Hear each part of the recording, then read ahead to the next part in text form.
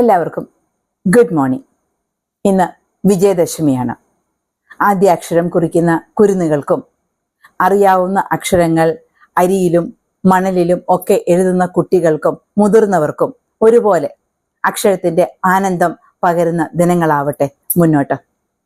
ഞാനും രാവിലെ പൂജ എടുത്തു. പ്രിയപ്പെട്ട നിങ്ങളോട് സംസാരിച്ചുകൊണ്ട് വെബ് പൂജയെടുക്കൽ നടത്താം എന്ന് വിചാരിച്ചു. ഈ സെഷനിൽ കടുപ്പത്തിലൊരു കഥയിൽ എന്നെ കേൾക്കാനെത്തുന്ന എല്ലാവർക്കും സ്നേഹത്തോടെ സ്വാഗതം. എല്ലാവർക്കും അറിയാവുന്നതുപോലെ തുഞ്ചൻ പറമ്പിലും അമ്പലങ്ങളിലും മറ്റ് ആരാധനാലയങ്ങളിലും സമുദായ സ്ഥാപനങ്ങളിലും പത്രം ഓഫീസിലും വായനശാലയിലുമൊക്കെ വിദ്യാരംഭം നടക്കാറുണ്ട്. ഇപ്പോഴൊക്കെ വിജയദശമിക്കും എത്രയോ മുൻപേ പ്രമുഖരെ കണ്ടെത്തി തീരുമാനിച്ച് അവരുടെ സമയം മുൻകൂട്ടി ബുക്ക് ചെയ്യുക എന്നൊരു വലിയ ടാസ്ക് ഈ സ്ഥാപനങ്ങളുടെയൊക്കെ ചുമതലക്കാർക്കുണ്ട്. കുട്ടികളെ എഴുത്തിനിരുത്താനായി ആരെയൊക്കെ കൊണ്ടുവരാൻ സ്ഥാപിച്ചു ഓരോ സ്ഥാപനങ്ങൾക്കും എന്നത്, ആരെയൊക്കെ ഓരോ സ്ഥാപനങ്ങളിലും കൊണ്ടുവരാൻ സാധിച്ചു എന്നതൊരു വലിയ പ്രസ്റ്റീജിയസ് കാര്യം തന്നെയാണല്ലോ. മുൻപൊരിക്കൽ എൻ്റെ നാട്ടിൽ അമ്പലത്തിൽ കുഞ്ഞുങ്ങളെ എഴുത്തിനിരുത്തുന്ന ആ ഒരു ബഹളത്തിൽ അധ്യാപകന്റെ മടിയിലിരുന്ന കുഞ്ഞ് കരഞ്ഞ ബഹളം വെച്ച് കുതറിയപ്പോൾ അദ്ദേഹത്തിന്റെ കയ്യിലിരുന്ന മോതിരം അബദ്ധവശാൽ കുഞ്ഞിന്റെ വായിലേക്ക് വീഴാനുള്ളൊരു സാഹചര്യമുണ്ടായി. അധ്യാപകന്റെ സംയമനം മൂലം അനിഷ്ടങ്ങളൊന്നും സംഭവിച്ചില്ല എങ്കിലും അന്നു മുതൽക്ക് നാവിൽ ഹരിശ്രീ എഴുതാനുള്ള മോതിരം ഒരു ചരടിൽ കെട്ടി കയ്യിൽ ബന്ധിക്കുക എന്നൊരു രീതി കൂടെ തുടങ്ങിയിട്ടുണ്ട്. കഴിഞ്ഞ സെഷനിൽ ഞാൻ സൂചിപ്പിച്ച വീട്ടിലെ അക്ഷരം എഴുതിക്കുക എന്നതിന്റെ സാങ്കത്യം ഇവിടെയാണ്. നമ്മുടെയൊക്കെ വീടുകൾ നിലവിളക്ക് കത്തിച്ച് ഇവിടെ നിലവിളക്കിനെ പ്രകാശത്തിന്റെ പ്രതീകമായി മാത്രം കണ്ടാൽ മതി. അക്ഷര വെളിച്ചമാണല്ലോ നമ്മൾ പകരാൻ പോകുന്നത്. വീട്ടിലെ തന്നെ മുതിർന്ന ആരെങ്കിലും കുട്ടികളുടെ നാവിൽ ഹരിശ്രീ കുറിക്കുക എന്നതാണ് ഏറ്റവും ഉചിതം. അതിനുശേഷം മുന്നിലെ പാത്രത്തിലെ അരിയിലും ഹരിശ്രീ എഴുതിക്കണം. എഴുതിക്കുന്ന ഒപ്പം തന്നെ നമ്മൾ പറയുകയും ചെയ്യും. ചടങ്ങുകൾ കഴിഞ്ഞ് ഗണപതിക്ക് വെച്ചിരിക്കുന്ന അവലും മലരും പഴവും ശർക്കരയും ഒക്കെ ചേർത്ത് കുഴച്ച് ഒരു നാക്കിലയിൽ കുട്ടിക്ക് കൊടുത്താൽ തൃപ്തനായി അവൻ അതും കഴിച്ച് കളിക്കാനായി ഓടിക്കോളും. സന്തോഷവും സമാധാനവുമായി ചെയ്യേണ്ടതും പങ്കെടുക്കേണ്ടതുമായ പവിത്രമായ ഒന്നാണ് വിദ്യാരംഭം. ഈ കോലാഹലങ്ങളുടെ ഒന്നും കാര്യമില്ല എന്നാണ് പറഞ്ഞു വന്നതിന്റെ ചുരുക്കം. പക്ഷേ ബഹുജനം പലവിധം എന്നാണല്ലോ. ഓരോരുത്തർക്കും ഓരോന്നാണ് താല്പര്യവും ഇഷ്ടവും. വിദ്യാരംഭത്തോടനുബന്ധിച്ച് മറ്റൊരു ചിരി വരുന്ന കാര്യം ഈയിടെയായി കാണാറുള്ളത്, വിദ്യാരംഭം അല്ലെങ്കിൽ വിദ്യ ആരംഭിക്കുന്ന കുരുന്നുകൾക്ക് ആശംസകൾ നേർന്നുകൊണ്ട് ദിനപത്രങ്ങളിൽ വരുന്ന പരസ്യങ്ങളാണ്. പത്രസ്ഥാപനത്തിന് ഒരു വരുമാനം എന്നതിലുപരി ഇതുകൊണ്ട് എന്തു സാധിക്കുന്നു എന്ന് ചോദിച്ചാൽ വാസ്തവത്തിൽ ഉത്തരമില്ല. ഓരോ കാട്ടിക്കൂട്ടലുകൾ എന്ന് മാത്രമേ തോന്നാറുള്ളൂ. ഇതൊക്കെ ഈ അടുത്ത കാലത്ത് തുടങ്ങിയതാണ്. എന്തും ഏതും മാർക്കറ്റിംഗ് ചെയ്യുന്ന ആ ഒരു രീതി, അതിലേക്കൊക്കെ ഒഴുകി വീഴാൻ തയ്യാറായുള്ള ജനങ്ങളും.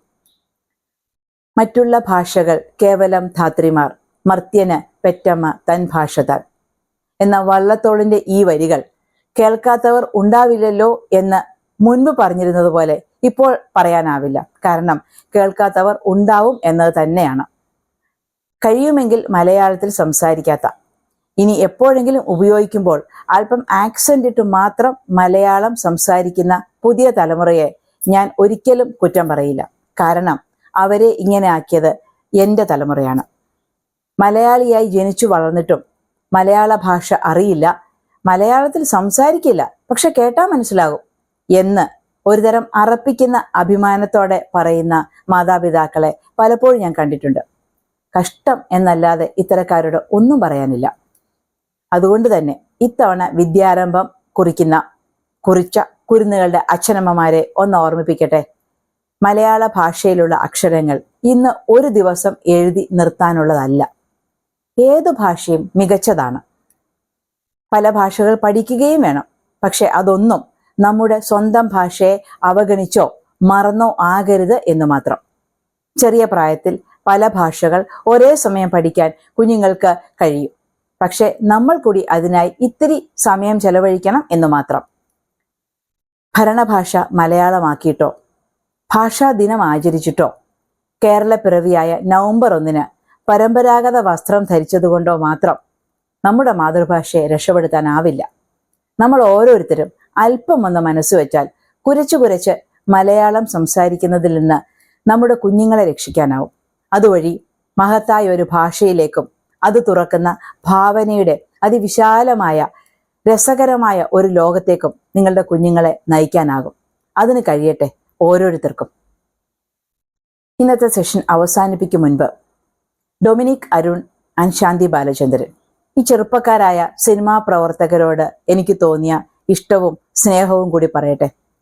ലോക എന്ന സിനിമയുടെ സംവിധാനവും തിരക്കഥയുമാണ് എൻ്റെ ഇഷ്ടത്തിന് പിറകിൽ.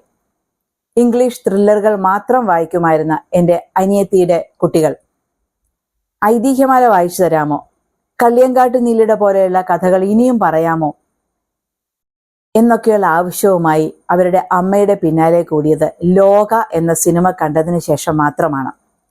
കുഞ്ഞുങ്ങൾക്ക് ഇതുവരെ അറിയാൻ കഴിയാതിരുന്ന, ആസ്വദിക്കാതിരുന്ന രസകരമായ ഫാന്റസിയുടെ ഒരു വലിയ ലോകം മലയാളത്തിലുണ്ട് എന്നത് അവർക്കൊരു തിരിച്ചറിവായിരുന്നു.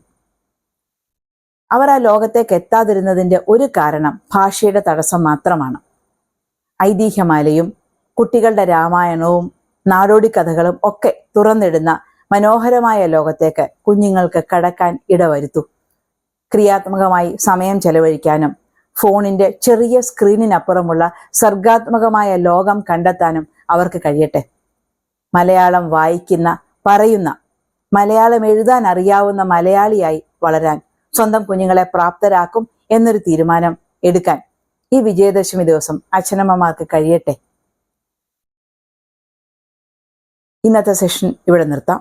ഇനി മറ്റൊരു വിഷയവുമായി അല്ലെങ്കിൽ കഥയുമായി നമുക്ക് അടുത്ത ആഴ്ച വീണ്ടും കാണാം.